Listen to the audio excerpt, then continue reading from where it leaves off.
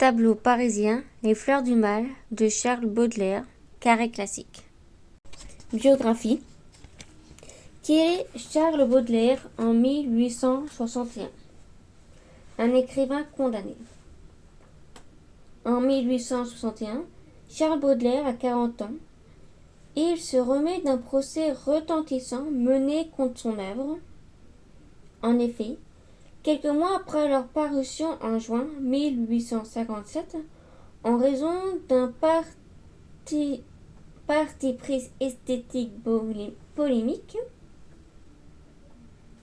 tirer la beauté de la laideur et du mal, les fleurs du mal sont l'objet de vives attaques qui vont mener le poète devant les tribunaux. Baudelaire perd le procès et est condamné pour outrage à la morale. La seconde édition de 1861 est purgée de pièces considérées comme immorales, intégrera une nouvelle section, tableau parisien. Un critique d'art. Baudelaire est aussi un critique d'art reconnu. Il propose régulièrement des comptes rendus de ce que l'on nomme des salons, expositions annuelles d'artistes contemporains. Il rencontre ceux qui créent la peinture de son temps. Lui, admirateur et le défenseur passionné du peintre romantique, Delacroix est subjugué par un jeune artiste, Constantin Gueux. Il rédigera son éloge dans un texte désormais célèbre, Le peintre de la vie moderne, 1863. Ce texte propose un véritable manifeste poétique de ce que représente le nouveau rappeur du créateur du monde.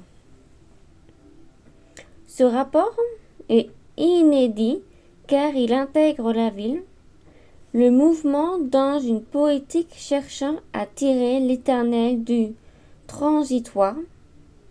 En d'autres termes, l'artiste moderne, selon Baudelaire, est celui qui sait capter l'air du temps, en saisir l'essence. C'est cette vision que l'on trouve dans Tableau parisien. Un traducteur. Enfin, Baudelaire est traducteur. En 1847, il découvre les histoires extraordinaires d'Edgar Allan Poe et semble reconnaître en l'auteur américain une âme sœur.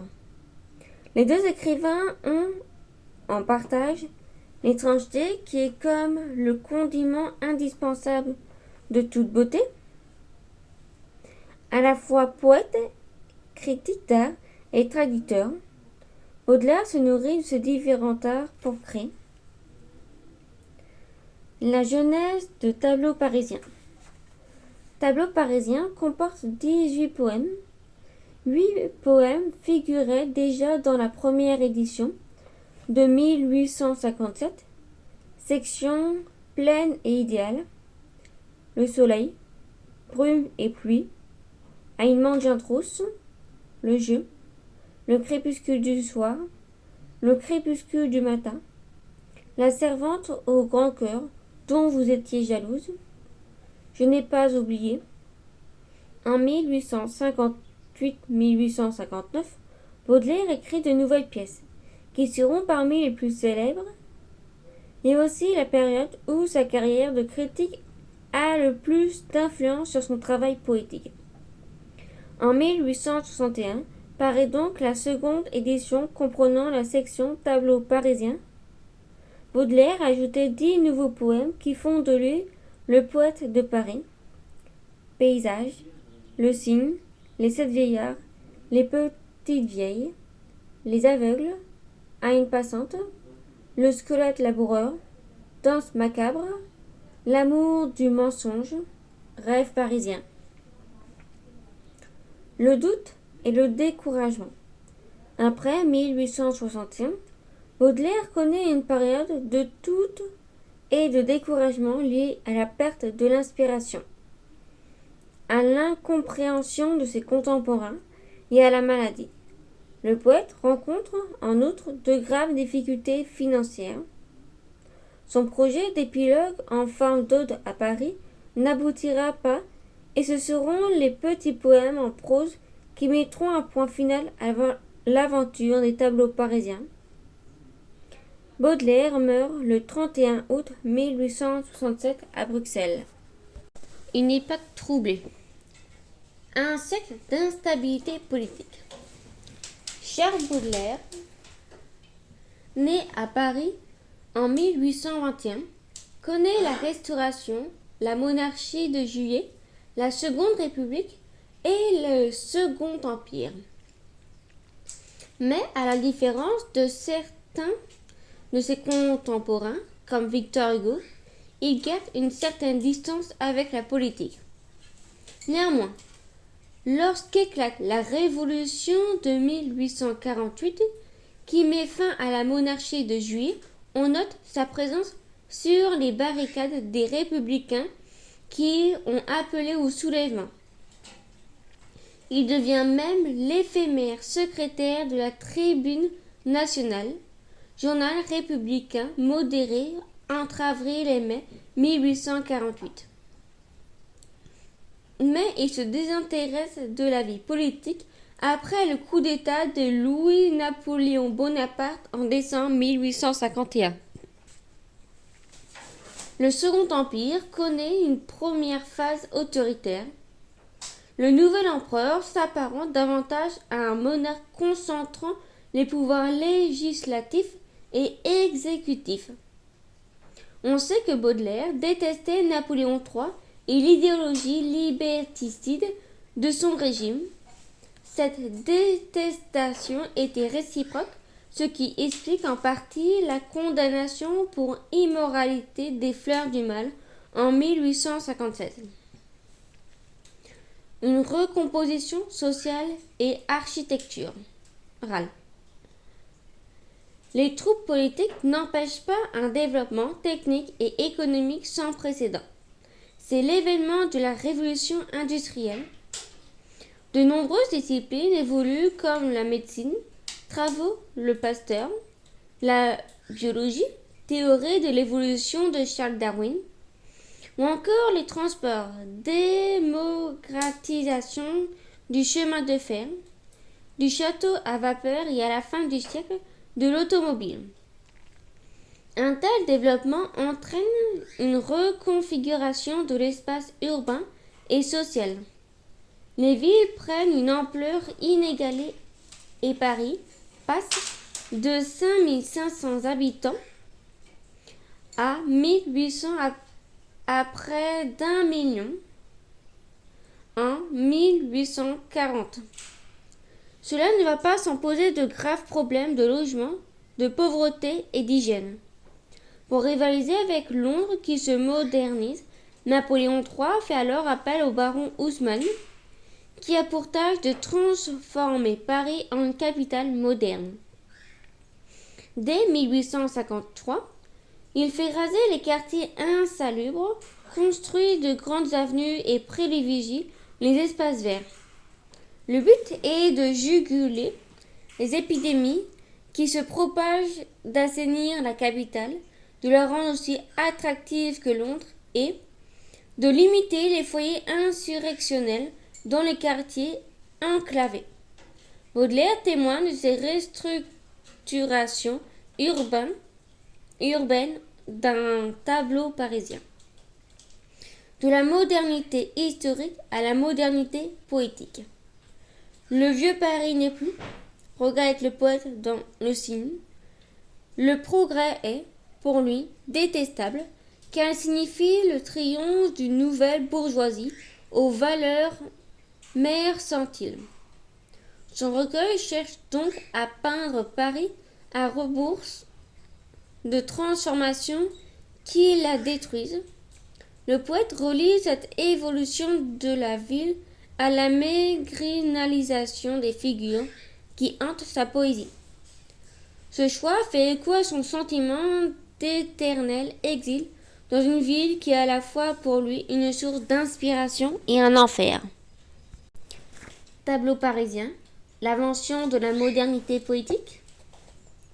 Les Fleurs du Mal et le romantisme entre héritage et émancipation. S'il revendique l'héritage romantique de Hugo et celui parnassien de Gautier, Baudelaire n'y voit qu'une étape vers sa propre définition de la poésie. L'idéal du poète est la quête d'un nouveau langage poétique. De même, le spleen n'est pas seulement le sentiment romantique d'être né à la mauvaise époque, c'est une angoisse métaphysique qui interroge Dieu, le mal, le péché, le temps. À la vérité, le poète est à la recherche d'une nouvelle manière de dire les tournants de l'âme humaine, traversés par des désirs contraires. Dès lors semblant, beauté et laideur, spleen et idéal, douceur et cruauté dans ces évocations qui choqueront certains de ses contemporains. Tableau parisien, poésie et peinture. C'est aussi dans la rencontre avec la peinture que Baudelaire va trouver la réponse à son questionnement esthétique. Le choc viendra du peintre Constantin Gueux, qui lui inspire la peinture de la vie moderne. L'esthétique de la modernité est née.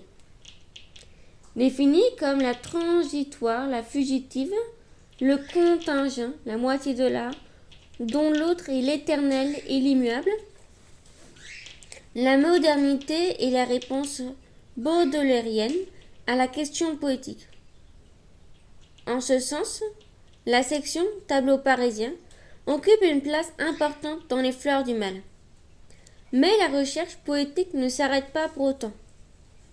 Le travail du vers a déjà commencé dans les poèmes dédiés à Victor Hugo, où Baudelaire casse l'alexandrin à l'image des corps cassés des vieillards qui débat. Ailleurs, le vers s'émancipe discrètement du côté de la prose. Cette tendance s'affirme dans le spleen de Paris, entremont appelé Petit poème en prose, publication posthume en 1869, qui permet à Baudelaire de se libérer de la versification pour approcher une écriture du fugitif. Ce parcours poétique inspirera son successeur. La plus grande gloire de Baudelaire est sans doute d'avoir engendré quelques très rares grands poètes. Ni Verlaine, ni Mallarmé, ni Rimbaud n'eussent été ce qu'ils furent sans la lecture qu'ils firent des fleurs du mal à l'âge décisif. Paul Valéry, Situation de Baudelaire, 1924. La ville en poésie. Avant Baudelaire, la ville est un lieu rarement décrit en poésie, mais sous l'influence de la peinture, Baudelaire en fait un nouvel espace esthétique et poétique qui incarne parfaitement une certaine idée de la modernité. Paysage. Je veux, pour composer chastement mes églogues, coucher auprès du ciel comme les astrologues, et voisins des clochers écouter en rêvant, leur hymne solennel emporté par le vent, les deux mains au menton du haut de la mansarde, je verrai l'atelier qui chante et qui bavarde, les tuyaux, les clochers, ces mates de la cité, et les grands ciels qui font rêver d'éternité. Il est doux, à travers les brumes, de voir naître l'étoile dans l'azur, la lampe à la fenêtre, les fleuves de charbon montés au firmament, et la lune verser son pâle enchantement. Je verrai les printemps, les étés, les automnes, et quand viendra l'hiver aux neiges monotones, je fermerai partout portières et volets, pour bâtir dans la nuit mes féeriques palais.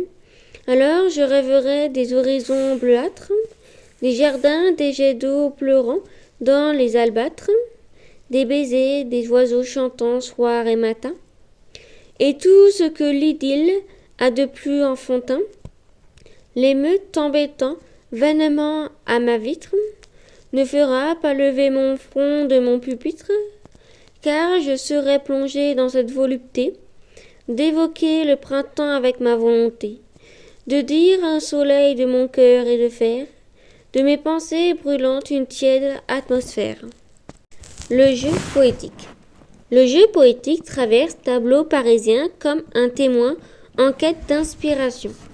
Ce jeu, qui déambule et observe, sert de guide au lecteur dans ce Paris de la seconde moitié du XIXe siècle. Au fil de ses pérégrinations, il s'identifie aux différents exclus qu'il rencontre. Le soleil. Le long du vieux faubourg, ou pendant aux massures, les persiennes abritent des secrètes luxures, quand le soleil cruel frappe à traître redoublée, sur la ville et les champs, sur les toits et les blés, je vais m'exercer seul à mon fantasme escrime, flairant dans tous les coins les hasards de la rime, trébuchant sur les mots comme sur les pavés, heurtant par voie des vers depuis longtemps rêvés. Ce père nourricier, ennemi des chloros, éveille dans les champs les vers comme les roses. Il fait s'évaporer les soucis vers le ciel. Il remplit les cerveaux et les ruches de miel. C'est lui qui rajeunit les porteurs de béquilles et les rend gais et doux comme des jeunes filles, et commande aux moissons de croître et de mûrir dans le cœur immortel qui toujours veut fleurir. Quand, ainsi qu'un poète, il descend dans les villes, il anoblit le sort des choses les plus viles, et s'introduit en roi, sans bruit et sans valet, dans tous les hôpitaux et dans tous les palais. La femme. La femme est omniprésente dans le tableau parisien, mais il s'agit d'une nouvelle vision du féminin qui refuse les représentations traditionnelles ou souvent idéalisées au profit d'une beauté paradoxale puisée dans la pauvreté, le vice, la vieillesse, la laideur et la mort. La Renaissance. Baudelaire pastiche ici la poésie de la Renaissance qu'il affectionne. Il cite des poètes de la Pléiade, Ronsard, Belleux, reprend les strophes, la femme typique du blason du corps féminin, les graphies, poètes encore, les chants lexicaux, rimeurs, pages, seigneurs, déduits, à la rime équivoquée, plus belle ô Belleux. À une mendiante rousse.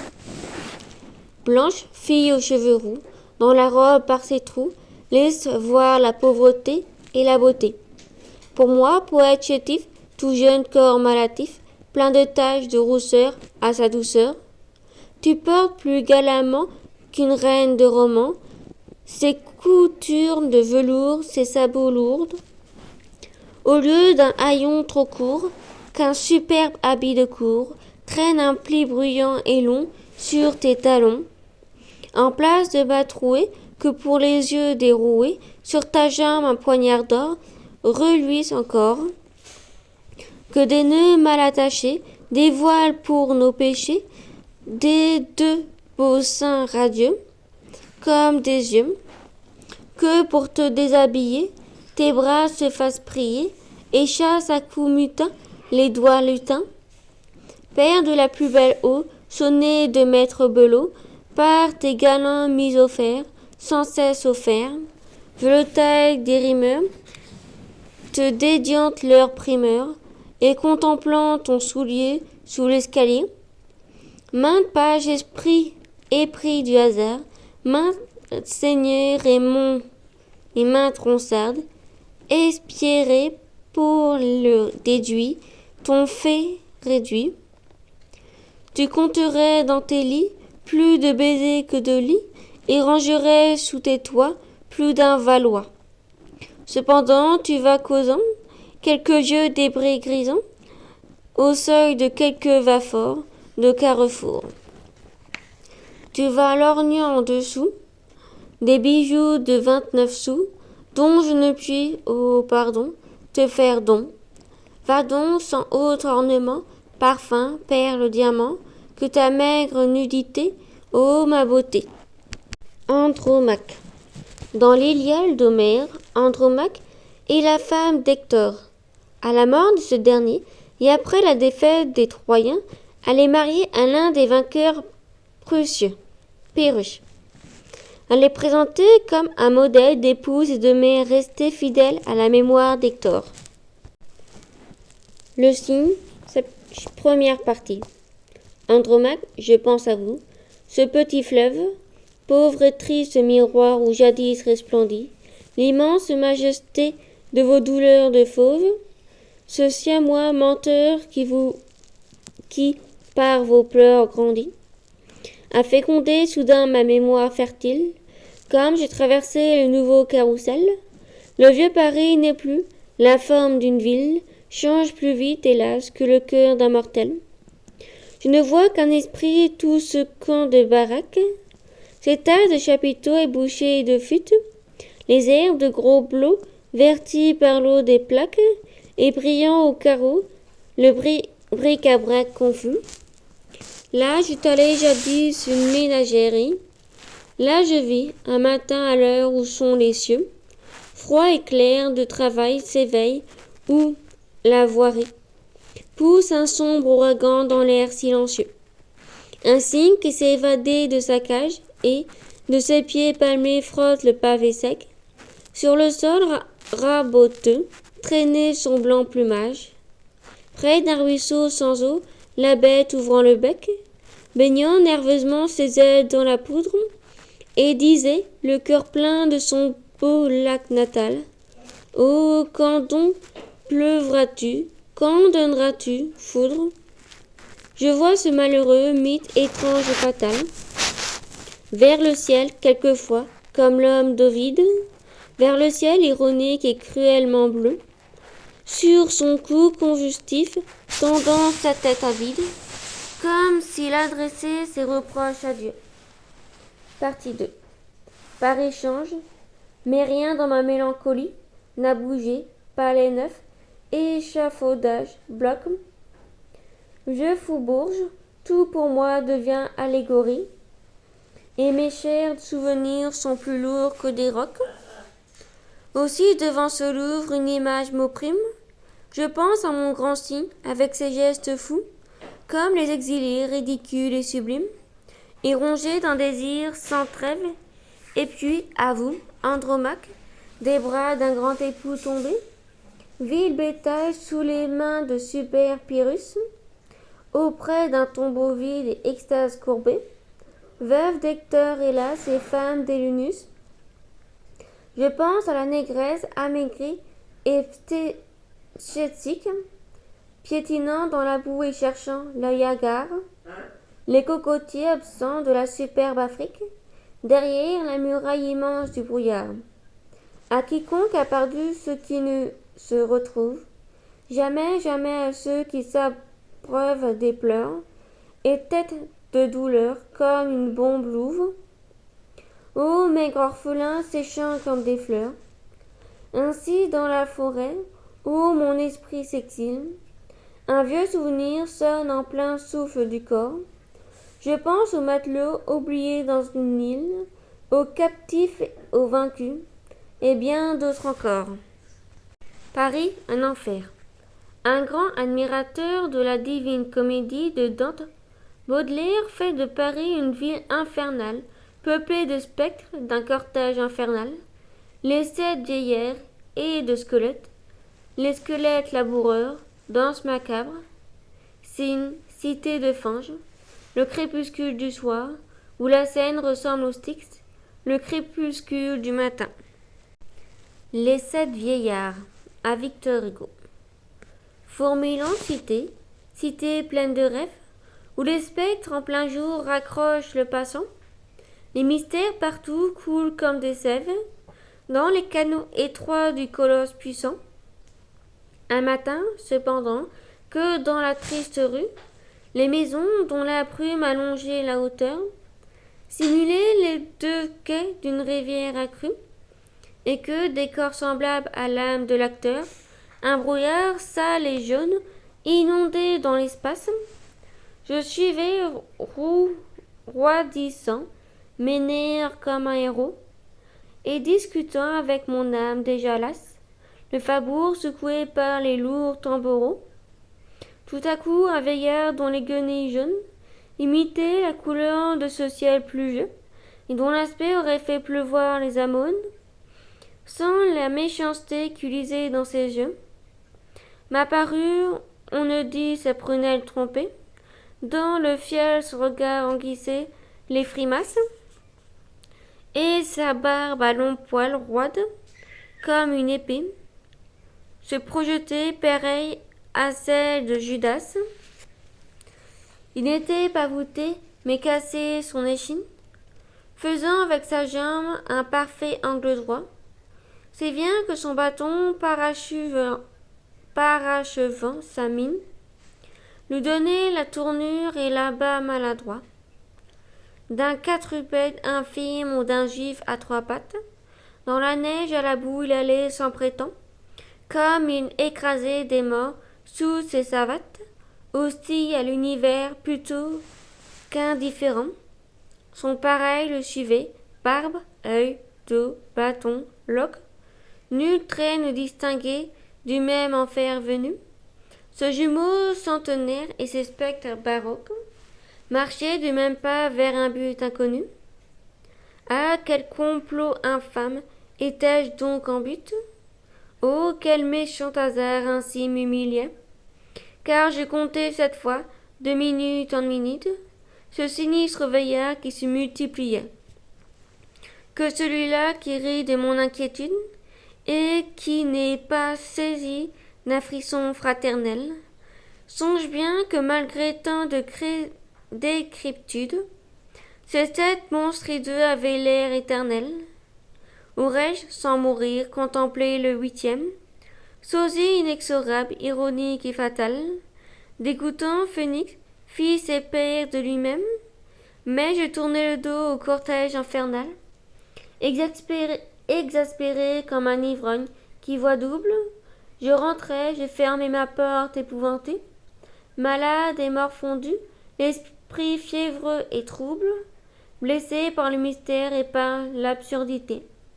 Vainement ma raison voulait prendre la barre, la tempête en jouant déroutait ses efforts, et mon âme dansait, vieillard cabarde, sans mat, sur une mer monstrueuse et sans borde.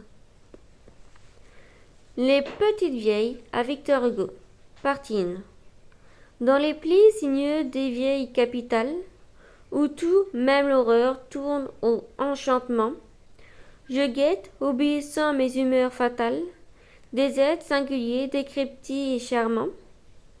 Ces monstres disloqués furent jadis des femmes, éponymes ou liesses, monstres brisés et bossus, ou tordus et monlés, ce sont encore des âmes. Sous ces jupons troués, ou sous des froids tissus, ils rampent fragelés par les bises iniques, frémissant au fracas roulant des omnibus, et serrant sur leurs flancs, ainsi que des reliques, un petit sac brodé de fleurs et de rebus, et trottant tout pareil à des marionnettes, se traînant comme fous les animaux blessés, ou dansant sans vouloir danser pauvre sonnette, ou se pend un démon sans pitié tout cassé. Qui ils sont des yeux perçants comme une vrille, luisants comme ces trous à l'eau d'or dans la nuit. Ils ont les yeux divins de la petite fille, qui s'étonne et qui rit à tout ce qui reluit. Avez-vous observé que maints cercueils de vieilles sont presque aussi petits que celui d'un enfant? La mort servante met dans ses bières pareilles un symbole d'un goût bizarre et captivant.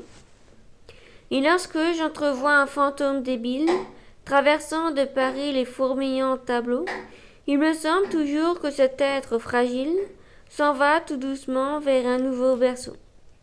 À moins que, méditant sous la géométrie, je ne cherche, à l'aspect de ses membres discordes, combien de fois il faut que l'ouvrier varie.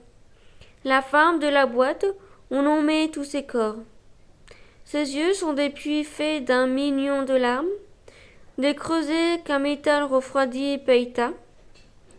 Ses yeux mystérieux ont d'invincibles charmes pour celui que l'austère infortune à l'état. Partie 2. De Fracastie, défunt Vestale et énamorée, prêtresse de Tailly, hélas dans la souffleur, enterré ça le nom célèbre évaporé, que Tivoli jadis embrégea dans sa fleur.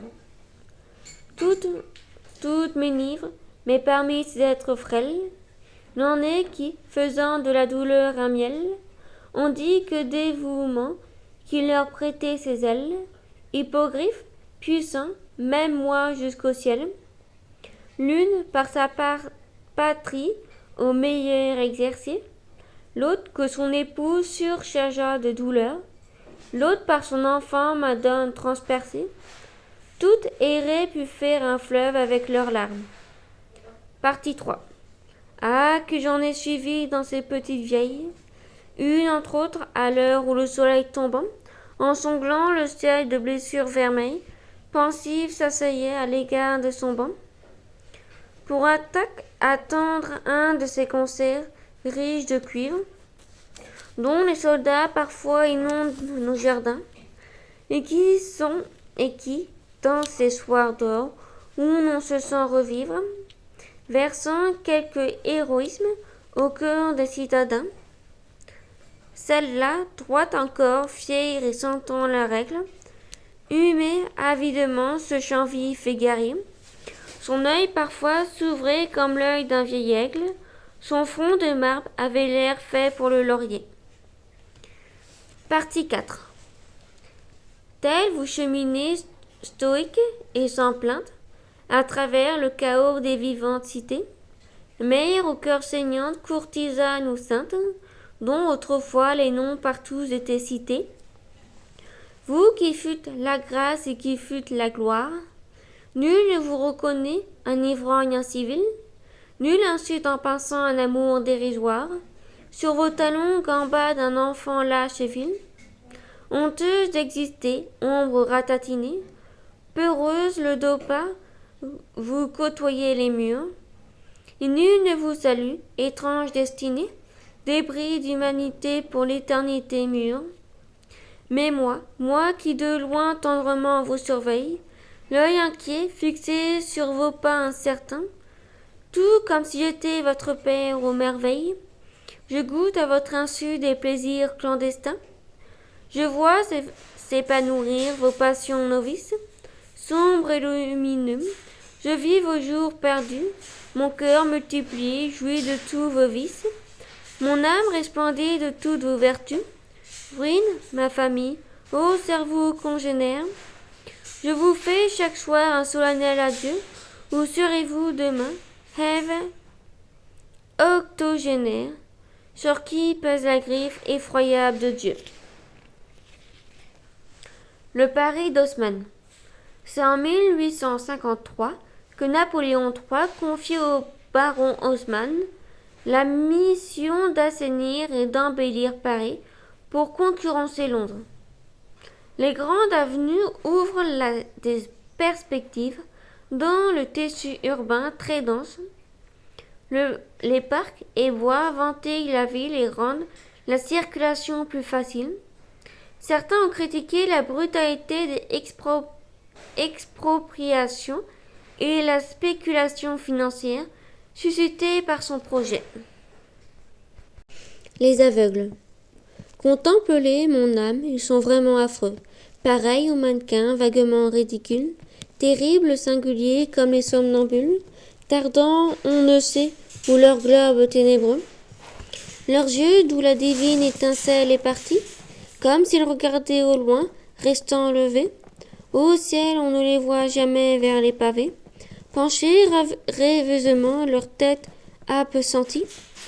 Ils traversent ainsi le noir illimité, ce frère du silence éternel, ô cité, pendant qu'autour de nous tu chantes, ris et beugles, et prise du plaisir jusqu'à l'astrocité, vois, je me traîne aussi, mais plus que hébété, je dis, que cherchent-ils au ciel tous ces aveugles? Entre tradition et modernité. La célébrité de ce poème tient à l'alliance de la tradition, visible dans le choix des sonnets, forme héritée de la poésie médiévale, de l'italien Pétrarque et de la poésie française du XVIe siècle, et de la modernité. Au fil de thématiques comme la rue, la ville, le moment fugitif. À une passante. La rue assourdissante autour de moi hurlait, longue, mince et grand deuil, douleur majestueuse. Une femme passa d'une main fastueuse, sous le vent balançant, le feston et l'ourlet. Agile et noble, avec sa jambe de statue, moi je buvais, crispé comme un extravagant, dans son œil ciel livide, aux germes l'ouragan. La douceur qui fascine et le plaisir qui tue. Un éclair, puis la nuit, fugitif et beauté, dont le regard m'a fait soudainement renaître. Ne te verrai-je plus que dans l'éternité? Ailleurs, bien loin d'ici, trop tard, jamais peut-être, car j'ignore où tu fuis, je ne sais où je vais. Ô toi que j'ose aimer, ô toi que le savais. Le squelette laboureur, Partine. Dans les planches d'anatomie qui traînent sur ces quais poudreux, ô main livre cadavéreux, dort comme une antique momie.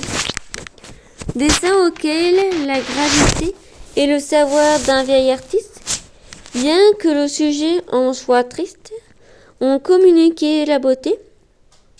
On voit ce qui rend plus complet ces mystérieux horreurs, pêchant comme des laboureurs, des écorchés et des squelettes. Partie 2.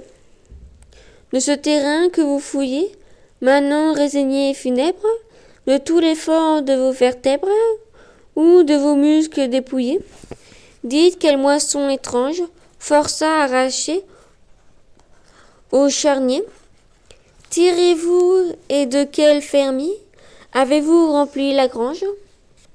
Volez-vous d'un destin trop dur, épouvantable et clair emblème, montrez que dans la fosse même, le sommeil promis n'est pas sûr, qu'envers nous le néant est traître, que nous, même la mort nous ment, et que, sempiternellement, hélas, il nous faudra peut-être, dans quelque pays inconnu, écorcher la terre verche, et pousser une lourde bêche sous notre pied sanglant et nu. La mort. À l'opposé du traitement traditionnel de la mort en poésie, qui constitue souvent une menace terrible, le poète choisit de trouver dans la mort une ivresse, comme si la beauté naissait de l'effroi et de la répugnance, les charmes de l'horreur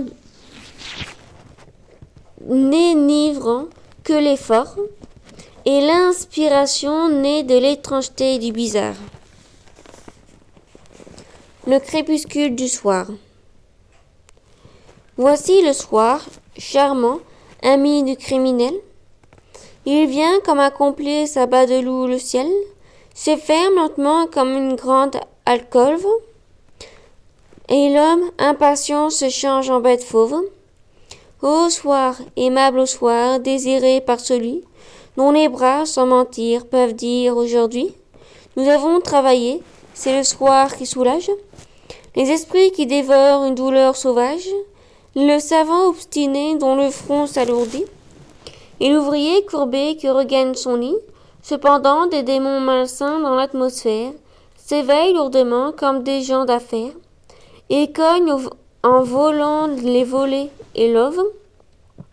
À travers les lueurs qui tourmentent le vent, la prostitution s'allume dans les rues, comme une fourmilière elle ouvre ses issues.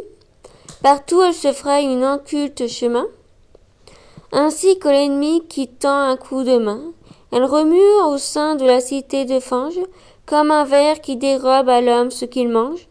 On entend ça et là la cuisine siffler, les théâtres glapir, les orchestres ronfler, les tables d'hôtes dont le jeu fait les délices, s'emplissent de quintins et d'escrocs leurs complices, et les voleurs qui n'ont ni trêve ni merci vont bientôt commencer leur travail eux aussi, et forcer doucement les portes et les caisses pour vivre quelques jours et vêtir leur maîtresse. Recueille-toi, mon âme, en ce grave moment, et ferme ton oreille à ce rugissement. C'est l'heure où les douleurs des malades s'égressent. La sombre nuit les prend à la gorge et finissent leur destinée et vont vers le gouffre commun. L'hôpital se remplit de leurs soupirs, plus d'un ne viendra plus chercher la soupe parfumée au coin du feu le soir auprès d'une âme aimée. Encore la plupart n'ont-ils jamais connu la douceur du foyer et n'ont jamais vécu le jeu. Dans des fauteuils fanés, des courtisanes vieilles, pâles, les sourcils peints, l'œil câlin et fatal, minaudant et faisant de leurs maigres oreilles tomber un cliquetis de pierre et de métal. Autour des verts tapis de visages sans lèvres, des lèvres sans couleur, des mâchoires sans dents, et des doigts convulsés d'une infernale fièvre, fouillant la poche vide ou le sein palpitant. Sous des sales plafonds, un rang de pâles lustres et d'énormes quinquettes projetant leur lueur sur des fronts ténébreux et poètes illustres qui viennent gaspiller leur sanglante sueur. Voilà le noir tableau quand un rêve nocturne je vis se dérouler sous mon œil clairvoyant, moi-même dans un coin de l'antre taciturne. Je me vis accoudé, froid, muet, enviant de ces gens la passion tenace, de ces vieilles putains de funèbres gaietés, et tout gaillardement trafiquant en ma face, l'un de son vieil honneur, l'autre de sa beauté. Oh, mon cœur s'effraya d'envier main pauvre homme, courant avec ferveur à l'abîme bien, à qui, saoul de son sang, préférerait en somme la douleur et la mort à l'enfer au néant. Danse macabre à Ernest Christophe. Fier autant qu'un vivant, de sa noble stature avec son gros bouquet, son mouchoir et ses gants, elle a la nonchalance et la désinvolture d'une coquette maigre aux airs extravagants. Vit-on jamais au bal d'un taille plus mince, sa robe exagérée et en sa royale ampleur s'écroule abondamment sur un pied sec que pince un soulier pomponné solide comme une fleur. La ruse qui se joue au bord des clavicules, comme un ruisseau lascif qui se frotte au rocher, défend pudiquement des lazzis ridicules les funèbres appâts qu'elle tient à cacher.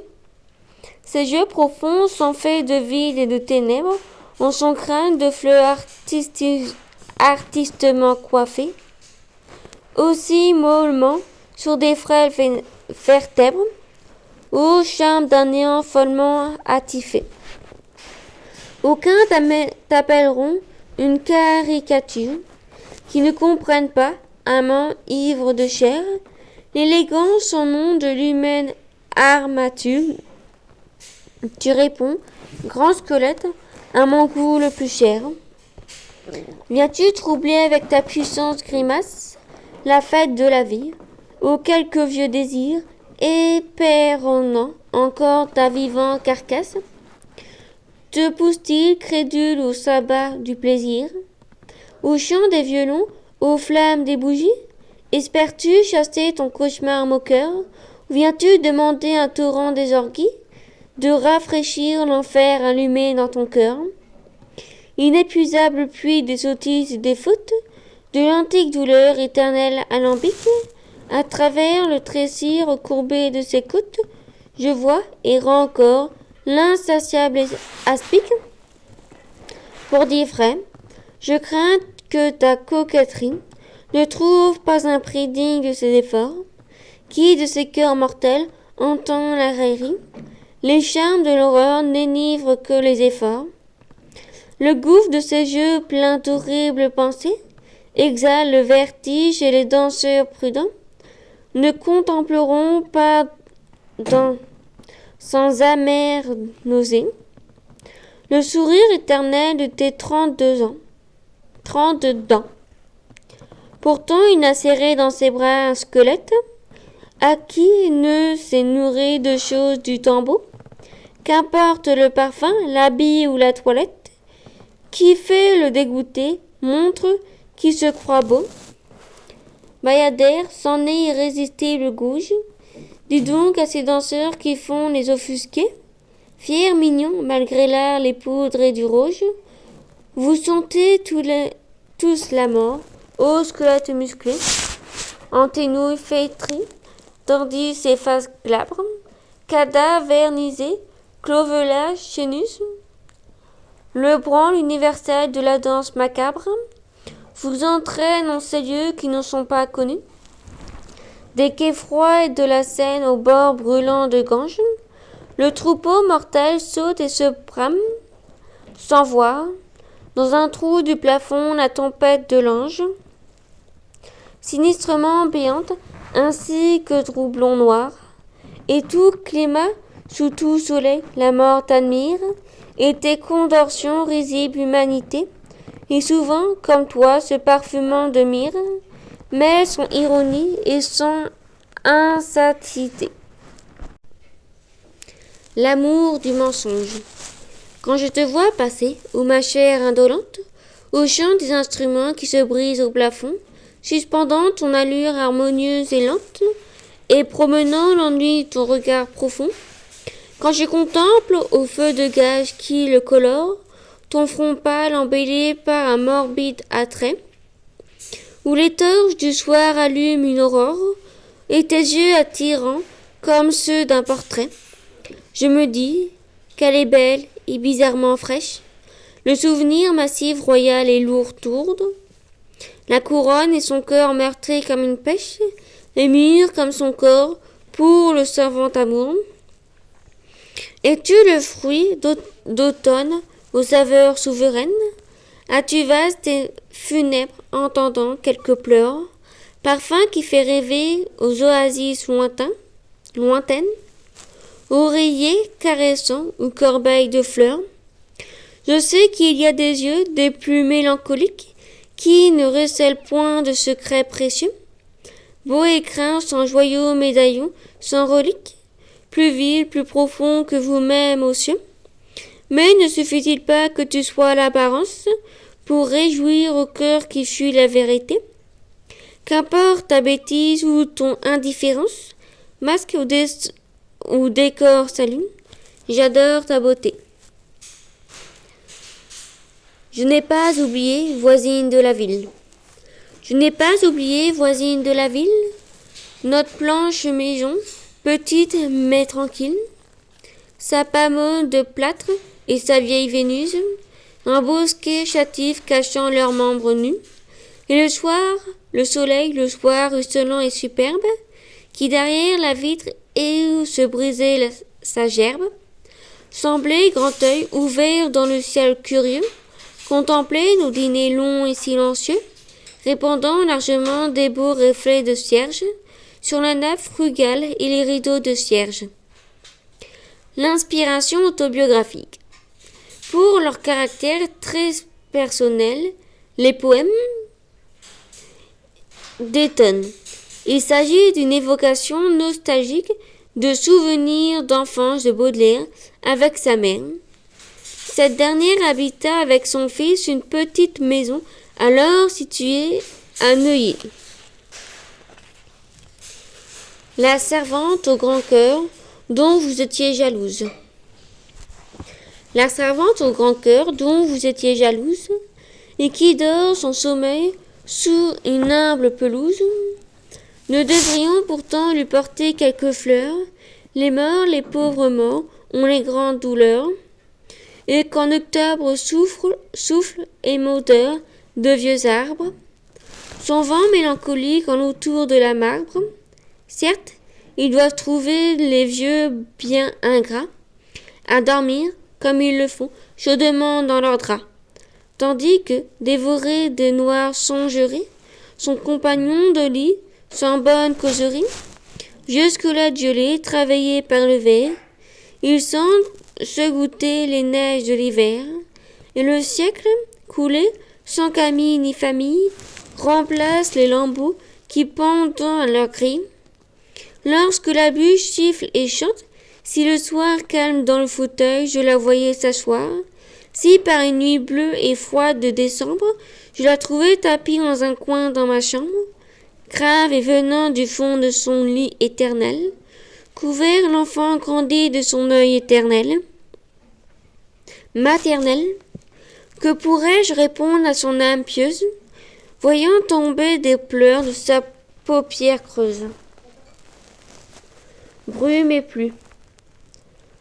Aux fins d'automne, hiver, printemps, trempé debout, endormeuse saison, je vous aime et vous loue, d'envelopper ainsi mon cœur et mon cerveau, dans linceul vaporeux et d'un vague tambour. Dans cette grande plaine où l'automne froid se joue, et par sa longue nuit, la silhouette s'en roule.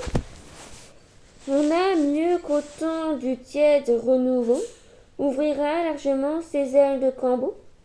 Rien n'est plus doux au cœur plein de choses funèbres, et sur qui dès longtemps descendent les frimaces, au blafard de saison règne de nos climats. Que l'aspect permanent de vos pâles ténèbres, si ce n'est par un soir sans lune, deux à deux d'endormir la douleur sur un lit hasardeux. Rêve parisien à Constantin-Gueux. Partie 1. De ce terrible paysage, tel que jamais mortel n'en vit, ce matin encore l'image, vague et lointain, me ravit. Le sommeil est plein de miracles, par un caprice singulier, j'avais banni de ce spectacle le végétal irrégulier. Et peintre fier de mon génie, je savourais dans mon tableau l'énivrante monotonie du métal, du marbre et de l'eau. Babel d'escaliers et d'arcades, c'était un palais infini, plein de bassins et de cascades, tombant dans leur mat et brunis. Et des cataractes pesantes, comme des rideaux de cristal, se suspendaient éblouissantes, et des murailles de métal. Non d'arbres, mais de colonnades, des étranges dormants s'entouraient, où des gigantesques niades, comme des femmes se miraient. Des nappes d'eau s'épanchaient bleues, entre des quais roses et vertes, pendant des millions de lieues vers les couffins de l'univers. C'étaient des pierres inouïes et des flots magiques s'étaient, d'immenses glaces éblouies par tout ce qu'elles reflétaient. Insouciants et taciturnes, des gants dans le firmament, versaient le tressage de leurs urnes dans de gouffres de diamants. Architecte de mes féeries, je faisais à ma volonté, dans un tunnel de pierreries, passer un océan dompté. En tout même la couleur noire semblait fourbie, claire, hérissée. Le liquide enchâssait sa gloire dans les rayons cristallisés. Nul astre d'ailleurs, nul vestige du soleil, même au bas du ciel, pour illuminer des prodiges qui brillaient d'un feu personnel. Et sur ces mouvantes merveilles planait, terrible nouveauté, tout pour l'œil, rien pour les oreilles, un silence d'éternité. Partie 2. En rouvrant mes yeux pleins de flammes, j'ai vu l'aurore de mon taudis et senti, rentrant dans mon âme, la pointe des soucis maudits. La pendule aux accents funèbres sonnait brutalement midi, et le ciel versait des ténèbres sur le triste monde engourdi. Le crépuscule du matin. La diane chantait dans les cours des casernes, et le vent du matin soufflait sous les lanternes.